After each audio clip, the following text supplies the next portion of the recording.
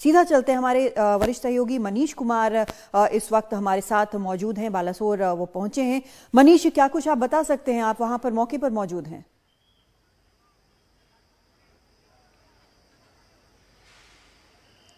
कादम्बनी, पहले हम दिखाएंगे क्योंकि यहाँ पे लाइट डाउन हो रहा है, बहुत ज़्यादा लाइट नहीं है। हालांकि जो रेलवे ट्रैक है आप देख सकते हैं, हमारे कैमरामैन हबीब आपको दिखाएंगे कि वहाँ पर लाइट की व्यवस्था की गई है क्योंकि ट्रैक को खाली कराने की कोशिश हो रही है कि कम से कम एक ट्रैक भी खाली हो जाए, जिससे कि कुछ ट्रेनों का परिचालन जो है वो सामान्य हो सके। आपको मालूम है कुछ देर पहले यहाँ पर प्रधानमंत्री नरेंद्र मोदी आए थे और उसके बाद जो रेलवे के अधिकारी या रेलवे मंत्री ने उनको जो ब्रीफिंग दी, उसके बाद उन्होंने जो बयान दिया है उससे तो यही लगता है कि ये जो दुर्घटना हुई है ये मानवीय भूल या आप कह सकते हैं कि रेलवे की तकनीकी खामियों के कारण हुई है। हालांकि कल से विधिवत रूप से इसकी जांच शुरू होगी, लेकिन अभी तक जो लोग भी घटनास्थल पर हैं प्रथम दृष्टया यही बता रहे हैं कि जिस प्रकार से कोरामंडल एक्सप्रेस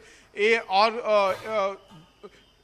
गुड्स ट्रेन का हेड ऑन कॉलिजन हुआ है, उससे तो यही लगता है कि सिग्नलिंग का कहीं ना कहीं एक कोऑर्डिनेशन का अभाव था। सिग्नलिंग के पार्ट पे एक बड़ा लैप्स हुआ है, जिसके कारण इतनी बड़ी दुर्घटना हुई है। भारतीय रेल के इतिहास में आज तक कभी भी 3 ट्रेनों का कोलिजन जो है, 3 ट्रेनों के टकराना, ये आज तक कभी ना हुआ था, ना कभी सुना गया था, ना कभी किसी ने इसकी ऐसी कोई कल्पना की थी। लेकिन जो सबसे बड़ी बात है कि ये सुरक्षा में जो चूक हुई है उसके लिए जिम्मेवार कौन है? निश्चित रूप से अभी रेलवे हो या उड़ीसा की सरकार हो, उड़ीसा की सरकार ने कल रात से आप ये कह सकते हैं कि चूंकि ये साइक्लोन यहाँ पर काफ़ी आता रहा है, नेचुरल ट्रेजेडी से उनको एक तरह का एक एक्सपर्टीज है जो उन्होंने पिछले कई वर्षों में उसे काफ़ी अच्छा किया है, उसे बेहतर किया है, जिसके कारण जो है आप कह सकते हैं कि आज कई घायलों से बात हुई। उन्होंने कहा कि जिस प्रकार से एम्बुलेंस पहुंचा, प्रशासन और अस्पतालों में, अलग अलग अस्पतालों में उनका इलाज चल रहा है। हमने भी कई 2-3 जगहों पर हमने सरकारी अस्पतालों में देखा कि उनका किस प्रकार से और कितनी मुस्तैदी से इलाज चल रहा है। तो आप कह सकते हैं कि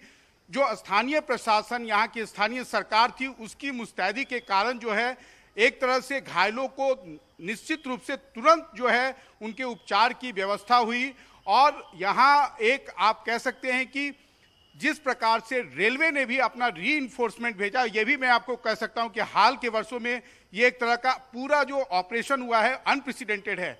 हाँ, लेकिन अब रेलवे के लिए और उड़ीसा सरकार दोनों के लिए चुनौती यह है कि जो घायल हैं उसमें से बहुत से घायल ऐसे हैं जिनके परिवार वालों को भी पता नहीं है। वो परिवार वालों तक पहुंचने की कोशिश कर रहे हैं कि उनके परिवार वाले यहाँ आ जाएं, या जो गंभीर रूप से घायल हैं कि उनके इलाज के लिए उनको जल्द से जल्द बेहतर अस्पतालों में कैसे वो पहुंचाया जाए। हालांकि एम्स भुवनेश्वर के डॉक्टरों को यहाँ पर लाया गया है, उनको यहाँ पर तैनात किया गया है कि जिस तरीके से जिससे कि जिसको भी जिस स्टैंडर्ड का या जितना भी SOS हो या लोग जो ICU में हैं कि उनको स्थानीय स्तर पर ही जो है इलाज की व्यवस्था हो जाए।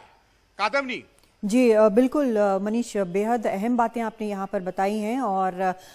जैसा मनीष यहाँ पर बता रहे हैं वहाँ पर शाम हो रही है, इसलिए रोशनी की समस्या आ रही है। लेकिन ये बहुत अहम बात है जो मनीष ने बताई है कि ओडिशा में जो नेचुरल डिजास्टर्स के कारण जो तैयारी रहती है वो इस हादसे के वक्त काम आया है और सभी चीज़ें एक स्ट्रीमलाइन तरीके से चली हैं। लोगों को